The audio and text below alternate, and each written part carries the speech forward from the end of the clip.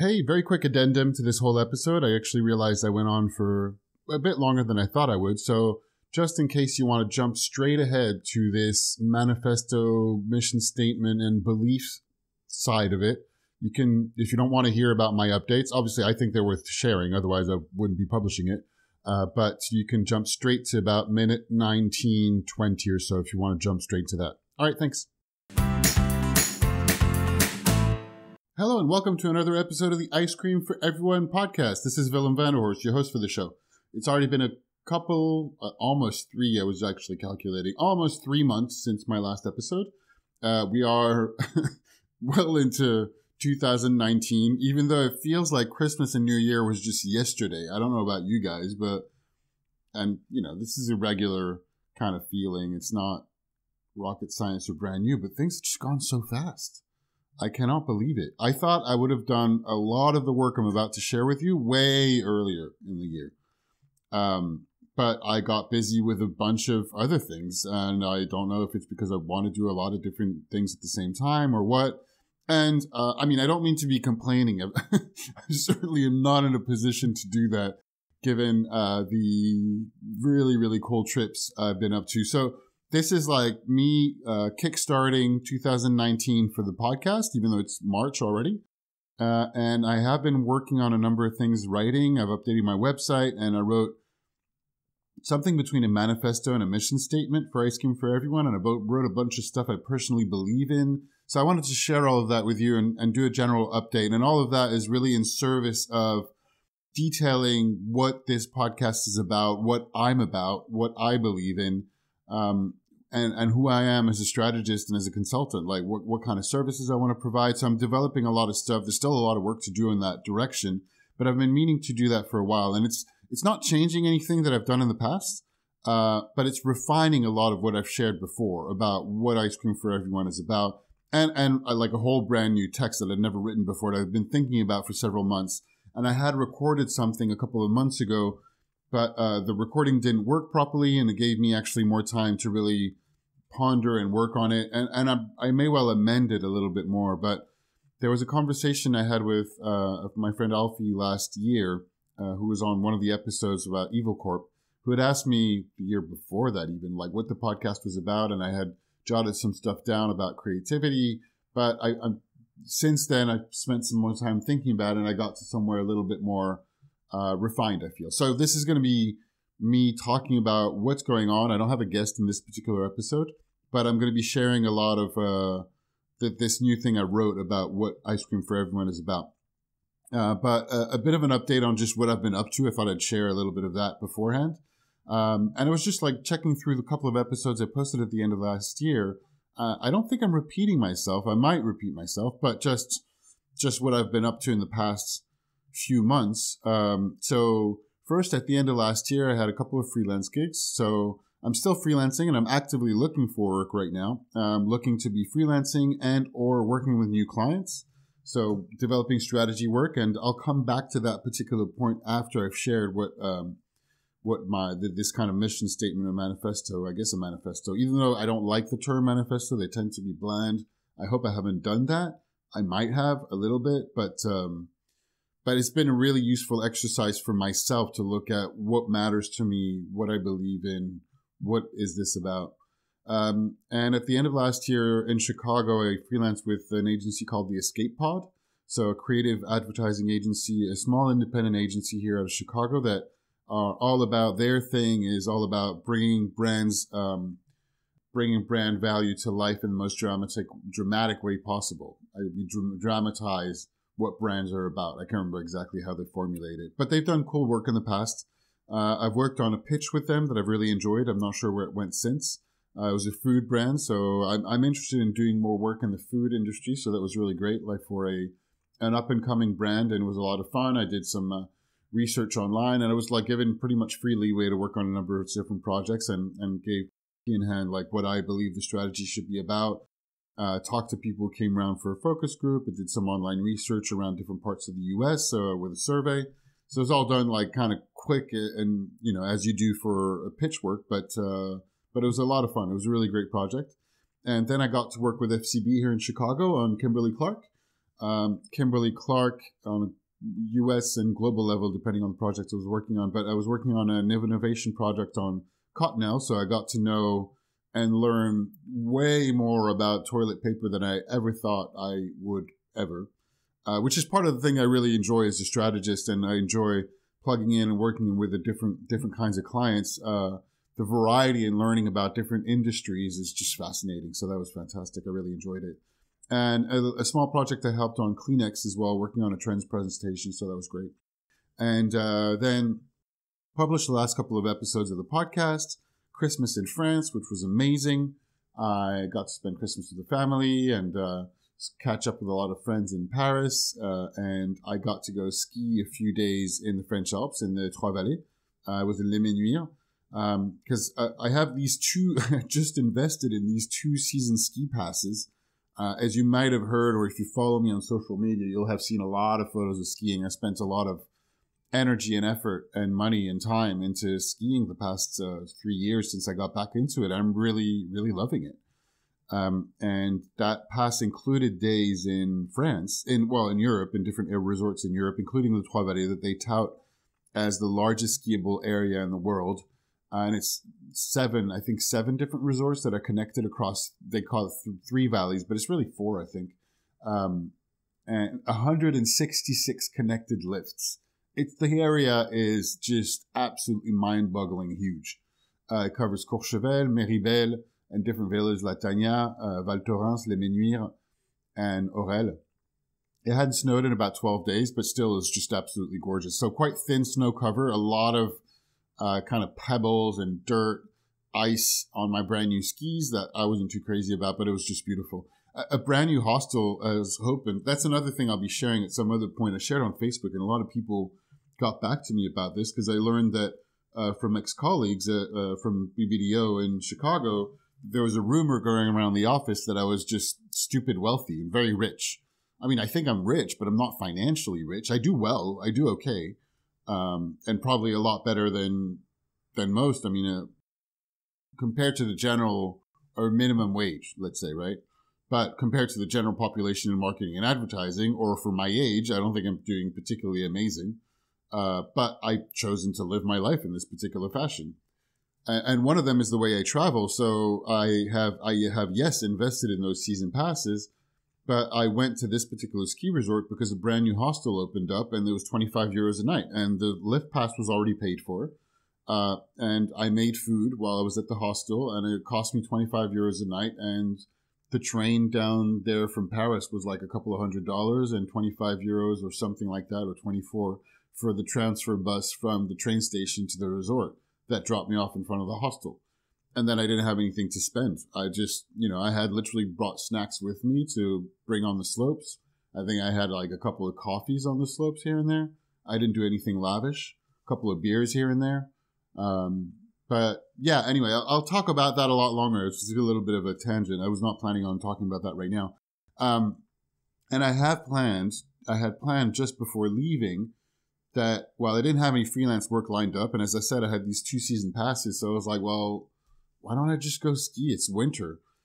And I have access to all these areas. So I planned a 6-week-long ski trip in some of the most gorgeous and iconic resorts and towns and mountains in North America.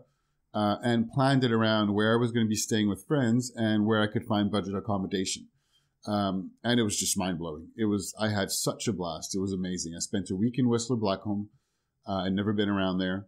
I thought it was a beautiful spot, but it is very, very busy. So I didn't care all that much for it. These are very entirely luxury first world problems to be had between which is the most gorgeous ski resort I went to. And I got my branded skis. So I have Ice Cream for Everyone branded skis. You can go back to the episode a couple of episodes ago I have with Mike McCabe, the co-founder of Folsom Skis, the custom ski makers who made my skis out of Denver, Colorado. After that I went to Banff. So I did a few different resorts in Alberta, Canada, Alberta, and British Columbia. Banff, Sunshine, Lake Louise, like a bit of a road trip at the same time. And Kicking Horse and Revelstoke. And then I went to see a friend who lives in Reno. And so from there, I was commuting around Lake Tahoe. I've never been around Lake Tahoe. It was absolutely just gorgeous. And I did Squaw Valley, Alpine Meadows, Heavenly, North Star. And that's it. That's quite a bit. I wanted to go to Kirkwood, but there was a storm that started and the roads closed. And that last day of storm, I was in North Star. And that was really my second time skiing really in snow, and not super deep, but deep-ish, a little bit like just kind of skiing powder, and learning to do that last minute. And then I flew over and kind of followed the storm to Snowbird out of Salt Lake City. And that I had such a blast. It was not elegant or anything, but I really had a lot of fun, just like skiing in deep snow. It was just such a pleasure. And I really love this. I think what I love the most about skiing, I mean, aside from it's like there's tons to learn to master. And it's the first time a physical activity becomes so important in my life, pretty much. I really love that you have to be in control enough, but you have to let go enough. And I'm kind of striving for that balance and that kind of balance point where I guess you reach this idea of flow, which is a book I read about, but I haven't read. But I really love that. And I tend to overthink everything. Like I'm in my head, like a lot of other strategists. If you're a strategist, you can listen to this, or if you're not a strategist, you might be in your head too. And you have to be out of your head. You can't overly pay attention to your thoughts. But you also can't let go completely, because if you let go completely, you're just sliding without any control and you just fall. And if you overthink everything, then you just like over control and you fall too. So I find it a just fascinating thing to learn. And I got a lot better over the course of like the 30 plus days I skied. And by the end of it, a friend told me that I was a solid advanced intermediate, and that I went fast, and that I could probably trick like an instructor or someone into thinking I'm more advanced than I am in the first place, because I'm willing to pretty much go on all the terrain. So I go fast on like groomed runs, but I don't particularly go fast. Now I can do black diamonds, which I couldn't really do before. I still have tons to progress on, to do short turns, tight turns, and I don't go very fast on steeps and bumps, but I'm just really enjoying learning more of it. We'll see where it takes me next year. I'm not entirely sure I'll do the same thing. I'd love to spend more time in the mountains. And I had grand ambitions to be developing my website, doing a lot of reading and writing and studying while I was traveling, and I did very little of it. I did prepare a guest edition of Faris and Rosie Jacob's newsletter, Strands of Genius, if you know them from Genius Steals, and I've had some really good feedback from it, so that's amazing. And I'm working on relaunching my own newsletter. It's about time. On the back of this thing that I'm just doing now. I'll add the link to the newsletter in the show notes. A lot of people told me it was really great, so that was cool. There's a lot about my skiing. You can see my skis, and links and stories that are kind of ski and mountain related in different interesting ways. And one of the links was about one of the things I'm up to at the moment, which is listening to, and I've been a meditation app that I got, the Sam Harris Waking Up course. So Sam Harris is somebody I quite like. I do like quite a bit. I listen to his podcast, and he's quite a controversial figure. I think that a lot of it is overdone, overblown media stuff taken out of proportions. But then again, you might disagree with some of his ideas, but I just really like the amount of the wide range. I like his thinking. I like his books. I've read only two books so far. Islamic Dialogue and Waking Up, Guide to Spirituality Without Religion, which is kind of like what became his app. I've been meditating for a couple of years, and I was doing mostly unguided for 20 minutes a day for the past 2 years. First as part of a course I was doing, another course, and with Landmark, and then was still in the past year meditating by myself, unguided. And he published this app, and I picked it up, and I'm really enjoying now I'm doing 10 minutes a day, and he has like these talks in the app about a wide range of topics around the self, around consciousness, around yourself and others. And he approaches different kinds of exercises, and without any of he takes from all traditions of meditation without any of the religious stuff, which I like.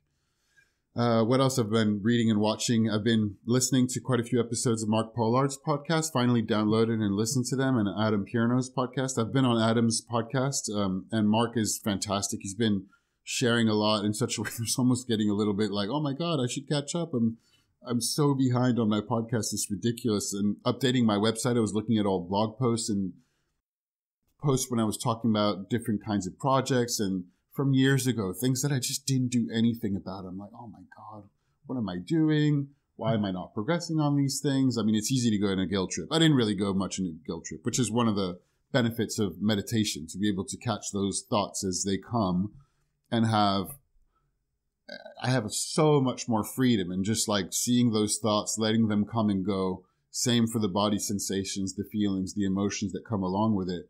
Not that I'm immune or anything. They're just like, they're human. But they don't impact me for as long or as strongly as they might have in the past at all. I recommend meditation. I think the difference that it really makes is if you take it on as a daily practice. Even if you're only doing 5 or 10 minutes a day, it makes a difference to do it every day. Just like almost any practice, to be honest. It's like the more you do it, but the more you do it regularly, I think, in the case of meditation, or at least my opinion about it. And back to Mark, he's been sharing and putting out there so much for the strategy community at large. It's been just really fantastic. The conversation he has are awesome. Highly recommend his podcast, particularly if you're in the creative industries, like in advertising, media, etc. But not only. That said, if you're interested in hearing about what goes on in the heads of people who work with brands like I do, on a wide variety of topics. He talks to journalists. Also, that part I really loved. I really loved that he talked to people around the industry, recruiters, journalists, people like that. And he's inquisitive and open and like sharing exactly what he thinks and going into tough questions and topics. And without being difficult, it's just, I like the intimate tone of it. I've been enjoying, and I talked about the books of Yuval Noah Harari before, I believe, like the author of Sapiens and Homo Deus. I watched a talk between him with Russell Brand moderating, another person I quite like. Recently, a few other things. What else have I watched? I've been watching occasional Netflix. While I was traveling and skiing, I caught up on a lot of Brooklyn Nine-Nine, just like little bits of sitcom here and there. I watched an awesome movie called Dave Made a Maze. I really liked that. That was pretty cool. American Gods. I just caught up on the first season of American Gods, which I really enjoyed, and Russian Doll as well, that everybody's been talking about, so I just kind of had to watch it. It's pretty quick to watch on Netflix. Recommended. And lately I've just been watching a couple of the specials of Darren Brown, the psychological illusionist or conjurer. Is really interesting too. I just like put a mark to add his books to the reading list, even though I'm still reading the same books that I did 2 months ago when I left. But anyway. What else?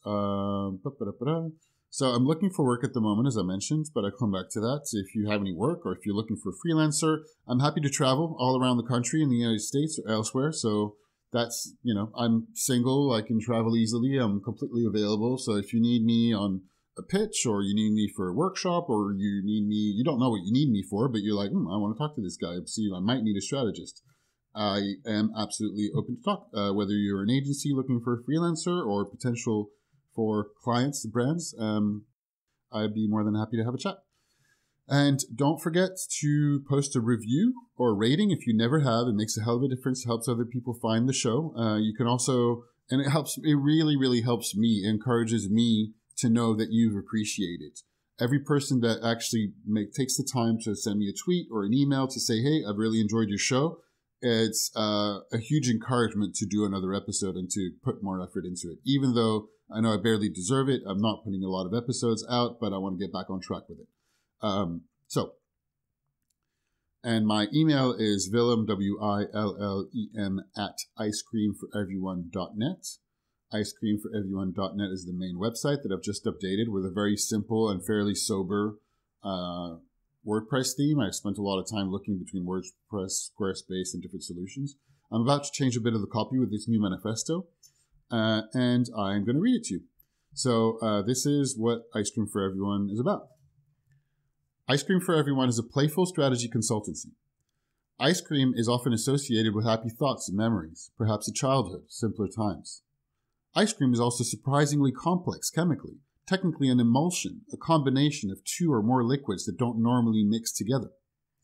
Ice cream exists in a seemingly contradictory and ephemeral state, creating a delicious combination as a result. Ice cream requires the right ingredients, methodology, and temperature to go from a complex chemistry to a very simple dessert. Similarly, we use creativity, play, and communication to go from complex situations to simple solutions with our clients. We believe play, communication, and creativity are powerful assets for the development of businesses, brands, and everyone. And we believe dogma, bigotry, and blandness are a hindrance to the development of businesses, brands, and everyone. Playful strategy is the application and use of structured play, and sometimes games, to define and solve challenges in a business environment. Playful strategy provides a recreational-oriented state of mind, fostering high levels of reasoning, insightful problem-solving, and empathy for participants. We play with all those elements that don't seem to normally mix together and combine them into powerful ideas with our clients. So that's what it's about, and I have a few words like values. Of course, playful, because it's a playful strategy business, or at least consultancy or freelancer. I'm not sure exactly what to go. It's a mix of all those things. Right now, it's just me, but it might be more than me at some point, but right now, it's just me. So it's obviously playful. It's full of play or fun, sportive, frolicsome. I have these definitions. Pleasantly humorous or jesting. Whimsical. I like whimsical. Playfully quaint or fanciful, especially in an appealing or amusing way. And I went to whimsy. There's this particular definition that I like the most that I think this focuses on, or I focus on, is an odd or fanciful notion. Entertaining an odd or fanciful notion. Mischievous, there's other synonyms like mischievous, quizzical, curious, droll, fantastical. Another word is thought-provoking. It's obviously portmanteau. Is it a portmanteau or a double word? I'm not sure. Anyway, stimulating careful consideration or attention. Interesting, provocative, intriguing, stimulating, inspiring. And generous. Liberal in giving or sharing, unselfish. Free from meanness or smallness of mind or character, magnanimous. Large, abundant, ample. Synonyms like giving, lavish, magnanimous, free-handed, bountiful, open-handed. So those are the words and values that Ice Cream for Everyone are about and that I'm about. And that's what I want to leave people with when they listen to me or when they interact with Ice Cream for Everyone's stuff, whether it be the podcast, the newsletter, writing, clients that I work with. That's what I want to leave you with. And then there's this notion that I saw on this talk that I was talking about with Yuval, Professor Harari, and Russell Brand. It was with an audience of students organized by Penguin Books in the UK. And a student asked a question about how do you know what discipline to study and where to go if it's all, in the future becoming mixed and melded. And Russell pushes the Harari a little bit. Anyway, and he comes with this idea that I think I've heard it before, but I really liked it. And it's not rocket science either, but I like the way he talked about it. And I was like, oh yeah, I knew that. A question. Have a question that of something concerning something that really matters to you, and your question becomes your quest, becomes what you're going to be going for across all disciplines to be able to understand it better, because the question that you have is going to cross disciplines, and that one discipline or one area of study won't be sufficient to understand all the ins and outs of it. So I'll be working some more on this. I have a draft for now, but right now it's like, why is play generally distinct and even opposed to work? And how did that start? And is it really? A couple of others kind of like associated questions. Why isn't creativity and play as valued for teenagers and adults as it is for children? Wherever it is. I think it's not even the case for children anymore necessarily. And why don't businesses and brands seem to value creativity and play more? So those now give me, I believe, some focus for who I'm going to be talking to on the podcast. I don't want to lose anything that I've done before, like those kind of open, free form conversations, quite personal about people's stories, lives, what interests them. And I want to start discussing some of those questions with my guests. And now I have a reason why I talk to strategists and why I talk to game designers. Game designers because play is part of their everyday life and they know the ins and outs of that. Strategists because they tackle those kinds of questions, and I'm a strategist too, so I want to talk to more strategists around this idea of play and how can it be used to work. And also strategists are used to pull apart questions and go from defining questions. So I'll be able to hopefully learn more about my own questions in talking to fellow strategists, or at least that's the theory right now. We'll see what comes out of it. And then lastly, I thought I'd share a few personal things. So I mentioned earlier that I first worked on what mattered to me, what I personally believe in. And it's still, it might evolve, and I changed my mind about certain things, but I was like, what is really, really important to me? Like, what do I think is important? And I don't usually put my own personal opinions out there all that much these days. It feels dangerous, risky, a bit controversial. And at the same time, I usually say myself, and you hear from other people, and I say that, to clients and to brands that they should be standing for something. And that standing for something is to risk being polarizing, and to have people love you means also people might disagree with you, or agree with you and disagree with you, or love you and hate you. You get the idea. So I thought, well, that's also why I included that idea in the manifesto. And it might be, maybe it's a little bit grandiose or bland. I'm not sure exactly. And funny enough, I talk about how blandness and dogma is thing. Anyway, I thought I'd share a few things I believe in. And I'm sure I can write it a lot better. It might sound grandiose. I don't know. I hope it doesn't. But it's structured because I really spent some time writing and rewriting them. And I won't publish them on my podcast. Oh, I am publishing it on my podcast in writing, I guess. I don't think. I'm not for now. Anyway, I don't know. It's funny how it's, anyway, I'll just read it. It's not even that crazy. Or is it? I don't know. Maybe some people, I don't think it's offensive in any kind of way, but maybe it is. I believe we live in a global society, and the sooner we manage human concerns and the environment we live in on a scale of worldwide cooperation, the better. I believe freedom of speech, healthcare, nutritious food, clean water, education, and being loved should be freely available for everyone, everywhere. I believe the most powerful actors at play in society have a responsibility towards its ongoing well-being and long-term development. That means, for example, large corporations and governments towards people, human beings towards other species, and adults towards children.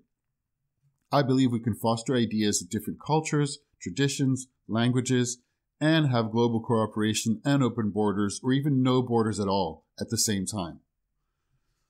I believe religion has proven to be deadly for enough people over the course of history, and that it's time for humanity to grow out of the idea of it.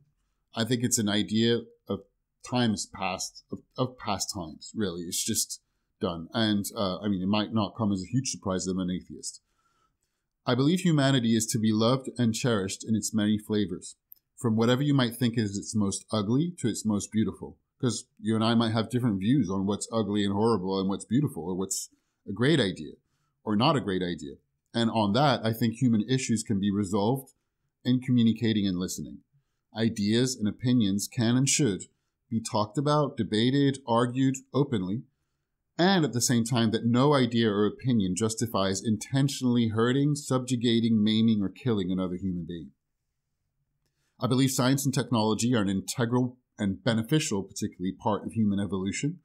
Current challenges and opportunities presented by algorithms, artificial intelligence, robotics, biotechnology, media, and a lot more should be rigorously discussed, overseen, scrutinized, and legislated on, like now.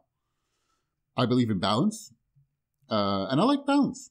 Even though it's a completely made-up idea, I think it's a made-up idea, and we made up, as in humans, that because physically some things can be balanced with the same weight and mass, that ideas, principles can be balanced as well. But anyway, I still think it's a nice idea. Like enough order to function, enough chaos to create.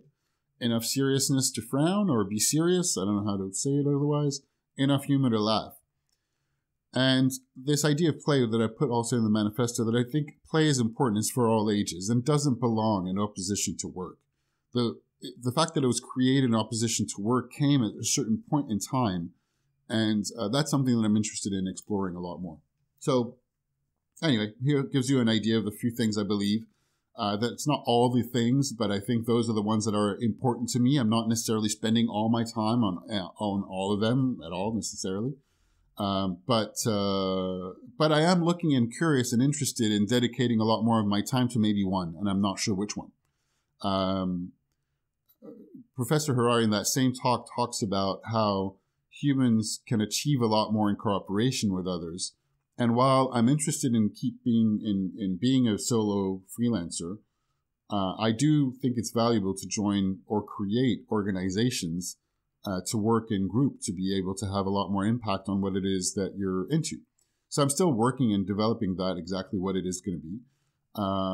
But maybe a little bit more pressing is just right now being active in publishing, finishing to update my website, getting up to speed with writing. I want to do a lot more writing in my reading. And finding some work, essentially, to be honest. So, like a lot more contacts, looking for work, contacting agencies, contacting clients, contacting brands, as well as developing a lot more of my service offering. And I'm going to be adding some content to my website for that and probably talking about that a little bit more next time. And contacting future guests for my podcast. So I have a few people that I'm thinking of, that I'm lining up. And so that'll come out a little bit sooner. I'm not going to promise any publishing schedule. I'm going to say promise sooner than 3 months from now with a guest, particularly that I have some time. So I really have very little excuse. But yeah, anyway, I'm not going to bash myself on the head. I hope you enjoyed listening to this. And I am going to be back for more very soon. I have a fantastic afternoon, night, morning, whatever time of day or night it is for you. And thanks for listening. All right, bye.